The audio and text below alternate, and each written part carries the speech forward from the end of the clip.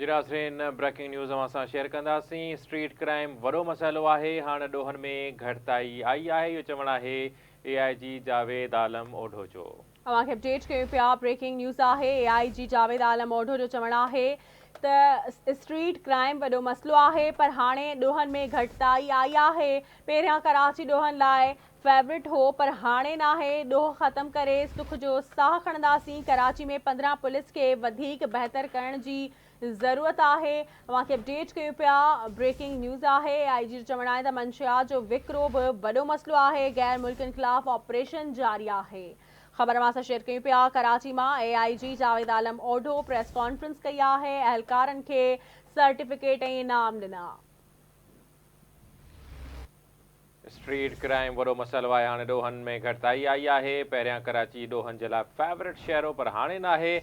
हुनजो चवणु आहे त कराची में 15 पुलिस खे वधीक बहितर करण जी ज़रूरत आहे। मुनशियात जो विकिरो बि वॾो मसइलो आहे, परॾेहिनि ख़िलाफ़ ऑपरेशन जारी आहे। आमिर सुप्रे खां तफ़सील मालूम कंदासीं। जी आमिर, छा तफ़सील आहिनि, छा चवणु आहे AIG जावेद आलम ओढो जो?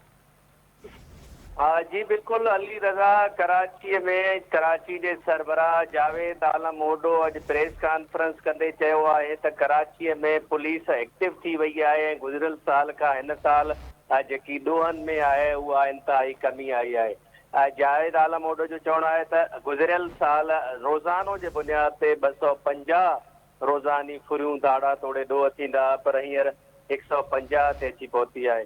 बे तरफ़ जावेद आलम ओढो जो चवणु आहे त कराची जे मुख़्तलिफ़ इलाइक़नि में जेकी पुलिस आहे उन 4 गैंग ख़त्म कयूं आहिनि। ही उहे गैंग आहिनि जेके मुख़्तलिफ़ इलाइक़नि में माण्हुनि खे फुर ऐं क़त्ल कंदियूं।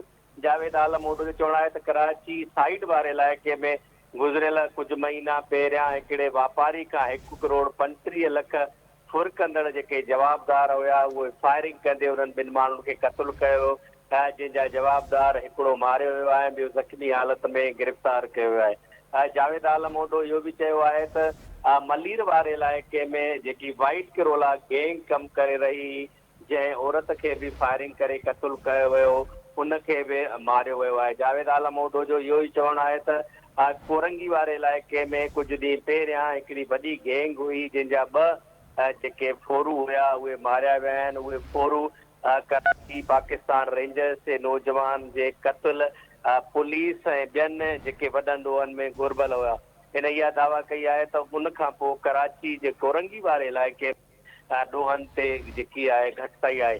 जावेद आलम ओढो इहो बि चयो आहे त कराची में जेकी नौजवान पुलिस एहलकार जेके फोरुन तोड़े ॾोहनि सां मुक़ाबिलो करे शहीद ऐं ज़ख़्मी थी रहिया आहिनि, उन्हनि मीडिया ज़रिए उन्हनि जी हौसला अफ़ज़ाई कई वञे। महिरबानी आमिर।